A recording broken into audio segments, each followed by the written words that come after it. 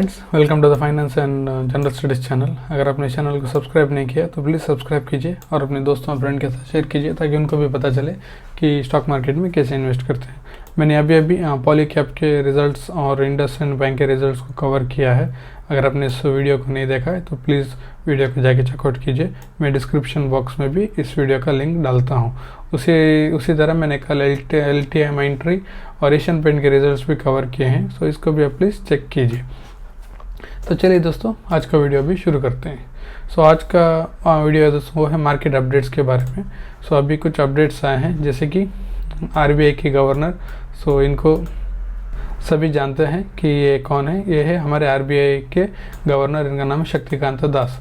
सो ये हमेशा press news में बीच बीच में बोलते रहते हैं कि हमारा मतलब RBI इन्फ्लेशन के बारे में क्या बताना चाहता है, इकोनॉमी कैसे चल रही है, वो सब के बारे में वो अपडेट्स देते रहते हैं। सो अभी उन्होंने एक लेटेस्ट अपडेट दिया है आज ही के दिन कि जो रेट कट का जो मतलब सब ओपिनियन रख रहे हैं कि रेट कट जल्दी होने वाला है, ऐसा ऐसा करके। सो उन्होंने अभी स्ट्रेट बताया है कि RBI गवर्नर सेड्स topic of rate cut not on table at this time, focus to bring inflation 4%। वो बताना चाहते हैं कि इन्फ्लेशन को 4% को लाना है, तो हम लोग हमारा टारगेट यही है। अभी हम लोग रेट कट के बारे में कुछ भी नहीं सोच रहे हैं। सो उनका बोल रहे हैं कि अब वो अभी भी यही बोल रहे हैं कि RBI का टारगेट अभी के हिसाब से इन्फ्लेशन का टारगेट यही है कि वो लोग 2 to 6% के बीच उसको देखना चाहते हैं। सो अभी रिसेंटली जो CPI इंडेक्स आया था वो आपको 5.6 का कुछ आपको देखने को मिल रहा था, 5.6% का। सो उनका टारगेट जितना है उसी के अंदर है, लेकिन वो अभी भी बता रहे हैं कि उनका मेन टारगेट है 4% के नीचे लेके आना, या 4 से थोड़ा वो 4 के नंबर पे उनको देखना चाहते हैं करके वो बता रहे हैं। सो वो बता रहे हैं कि शायद इस साल मतलब 2023-24 फाइनेंशियल ईयर में ये पॉसिबल नहीं है। सो वो इसीलिए उतना परसेंटेज लाना भी पॉसिबल नहीं है। सो वो लोग शायद रेट कट को शायद पोस्टपोन कर सकते करके वो बता रहे हैं। सो प्लस अभी जो रशिया यूक्रेन का जो वॉर शुरू होता तब इन्फ्लेशन ऑलमोस्ट 7.8% तक टच किया था, लेकिन अभी कंट्रोल करके जो RBI का टारगेट रेंज है 2.6% के अंदर, 2 to 6% के अंदर है, बट उनका टारगेट है 4%। उसी में ये ऊपर नीचे होना चाहिए करके वो बताना चाहते हैं, लेकिन अभी भी थोड़ा टाइम है करके। सो वो बता रहे हैं कि we are still moving towards 4%। Till we reach 4% on a durable basis it will be premature to talk about rate cuts. मतलब वो बता रहे कि जब तक ये टारगेट को हम लोग अचीव नहीं करते, मतलब 4% आके वहाँ पर वो सस्टेन होना है, तब तक हम लोग शायद रेट कट के बारे में डिसाइड नहीं कर सकते। हम लोग देखेंगे, वो बता रहे हैं कि हम लोग देखेंगे इकोनॉमी कैसी परफॉर्म कर रही है, बेस्ड ऑन दैट हम लोग डिसीजन ले लेंगे करके वो बता रहे हैं। सो उसके बाद HDFC बैंक। सो आज के दिन भी आप देख सकते हैं HDFC बैंक अराउंड 3.9% की गिरावट आपको देखने को मिल रही है। ये पिछले 5 दिन से अच्छा खासा स्टॉक में करेक्शन आप देख सकते हैं। ऑलमोस्ट 10% HDFC बैंक में गिरना मतलब 12.5 लाख करोड़ की मार्केट कैपिटलाइजेशन वाले स्टॉक में आपको ऐसा गिरावट देखने को मिल रहा है, जस्ट बिकॉज कंपनी के रिजल्ट्स मार्केट को पसंद नहीं आए हैं। जैसे वो कंबाइन हो, मर्जर और एंटिटी होने के बाद मार्केट ने कुछ ज़्यादा एक्सपेक्ट किया था, शायद ऐसे परफॉर्मेंस अभी भी बैंक नहीं दे रही है। सो इसीलिए आपको ऐसे गिरावट देखने को मिल रही है। सो आज का दिन US में मतलब HDB न्यूयॉर्क स्टॉक एक्सचेंज में लिस्टेड HDB करके, वहाँ पर आपको थोड़ा 2.57% की तेज़ी देखने को मिल रही है। यहाँ पर तो बहुत ही बुरी तरह से स्टॉक पिटा था, आप देख सकते हैं अच्छा खासा पिटा, आपको गिरावट देखने को मिल रहा था। ऑलमोस्ट 15% का गिरावट देखने को मिल रही थी जब से इसके रिजल्ट आए थे। हमारे मार्केट में तो अब सिर्फ 10% का गिरा है, लेकिन US में तो ऑलमोस्ट 15% की गिरावट इसने दिखाई थी। लेकिन आज के दिन ऑलमोस्ट 2% की तेज़ी आपको देखने को मिल रही है, लेकिन अभी वो भी नीचे आता हुआ देखने को मिल रहा है। सो रात भर देखना पड़ेगा कि ये तेज़ी सस्टेन होती है कि नहीं होती है।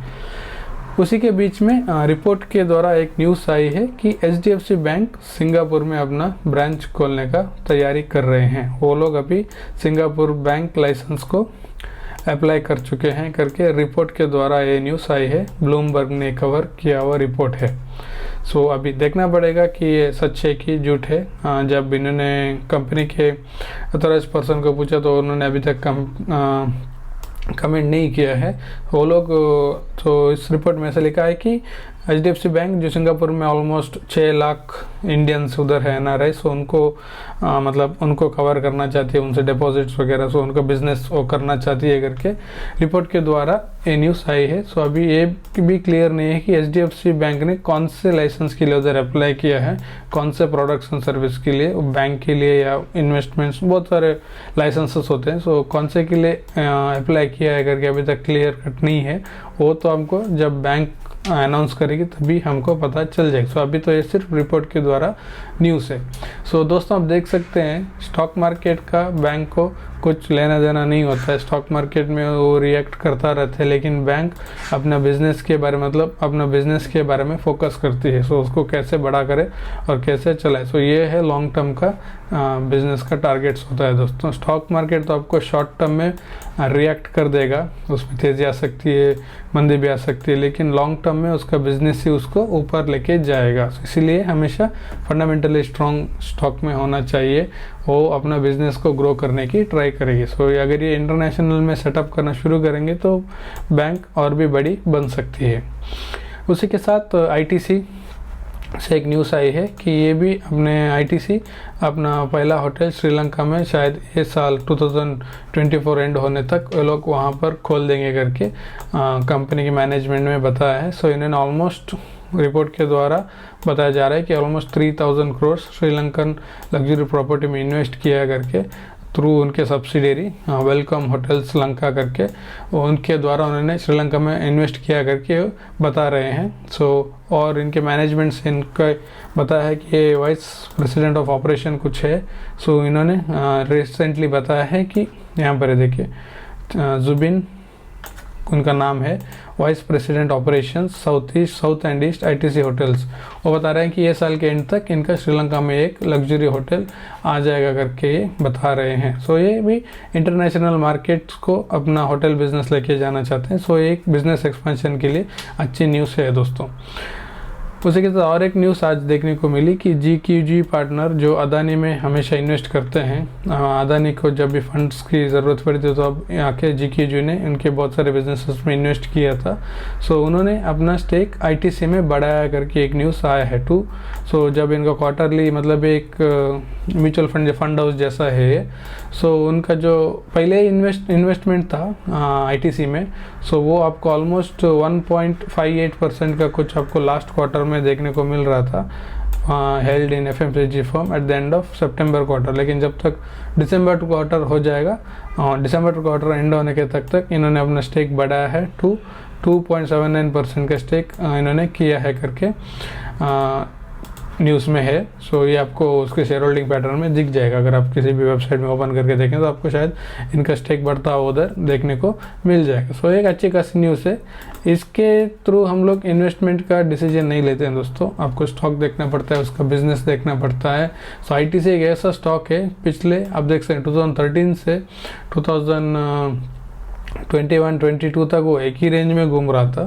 सो 200 के रेंज में घूम रहा था। सो इसमें ये एक वार्निंग है, अभी तो अच्छा खासा तेज़ी इसमें आने को आ रहा है और फंडामेंटली बहुत ही स्ट्रॉन्ग शेयर भी है, लेकिन उसमें ये एक ब्लैक पॉइंट जैसा है कि बहुत समय तक कंसोलिडेट ही कर रहा था ऑलमोस्ट 10 साल के नज़दीक। सो ये एक ब्लैक पॉइंट इस स्टॉक में है। सो अगर आप इसमें इन्वेस्ट करना चाहते हैं तो आप प्लीज़ इस पॉइंट को मध्य रख के इन्वेस्ट कीजिए, और हमेशा डाइवर्सिफिकेशन होना चाहिए आपके पोर्टफोलियो में। और मैं आपको कोई रिकमेंडेशन नहीं देता हूँ, मैं कोई से भी रजिस्टर्ड ब्रोकर नहीं हूँ दोस्तों। सो उसके बाद आज का निफ्टी का परफॉर्मेंस देख सकते हैं। निफ्टी में आज भी आपको 100% की गिरावट देखने को 100 पॉइंट की गिरावट देखने को मिली है। पिछले 5 दिन में 1.25% की गिरावट आपको देखने को मिल रही है। सो USA में मतलब डाउ जोन्स में भी आपको अच्छा खासा प्रेशर था, वही आपको इंडियन मार्केट में भी देखने को मिल रहा है। उसके बाद कल के रिजल्ट्स आप देख सकते हैं 19 जनवरी को BSE के कैलेंडर में आपको देखने को मिलेगा। सो आपको यहाँ पर अगर चेक करेंगे तो आपको अतुल ऑटो के नंबर्स देखने को मिलेंगे। उसके बाद ऐसे नीचे आएंगे तो हिंदुस्तान यूनिलीवर जो हमारे FMCG सेक्टर में दिग्गज कंपनी है, सो इसके भी रिजल्ट्स आपको कल देखने को मिलेंगे। उसके बाद ऐसे नीचे आएंगे तो रिलायंस इंडस्ट्री, ये भी हमारे इंडियन शेयर मार्केट की number 1 company as per market capitalisation, इसके भी आपको कल नंबर्स देखने को मिल जाएंगे। सो अगर मैंने कोई नंबर कंपनी मिस किया तो आप मुझे कमेंट बॉक्स में बता सकते हैं कि अगर मैंने किसी कंपनी का यहाँ पर नाम छूटा है तो। सो उसके बाद हम तो डाउ जोन्स देखेंगे। तो आज तो डाउ जोन्स देख सकते हैं, तो ये भी अभी प्रेशर में ही है, आप देख सकते हैं ऑलमोस्ट फ्लैट ही है। कुछ ट्रेडिंग हुआ है, पहले खुला अपने प्रीवियस क्लोज से ऊपर खुला, बाद में ज़बरदस्त गिरा, बाद में ऊपर आया, बाद में फिर से गिर रहा है, ऊपर गया। सो वॉलेटिलिटी आपको देखने को मिल रही है डाउ जोन्स में। तो देखते हैं कि रात भर एक कैसा चलता है, और शायद उसी के आधार पर हम बता सकते हैं कि कल हमारा निफ्टी कैसे खुल सकता है करके। प्रोबेबिलिटी ज़्यादा होता है, जैसे डाउ जोन्स क्लोज होता है उसी प्रोबेबिलिटी में हमारा निफ्टी का खुलने का प्रोबेबिलिटी ज़्यादा होती है। सो इसलिए रात भर इसका मूवमेंट देखना पड़ेगा। सो उसके साथ अगर हम एडीआर देखेंगे जो अमेरिकन बाज़ार में लिस्टेड है, वहाँ पर आपको हमारे सारे इंडियन एडीआर्स आपको ग्रीन में ही देखने को मिल रहे हैं। तो जितने पिछले दिनों से इतने पिट रहे थे वो आपको आज मतलब बॉर्डर पे ही है, लेकिन ग्रीन में देखने को मिल रहे हैं।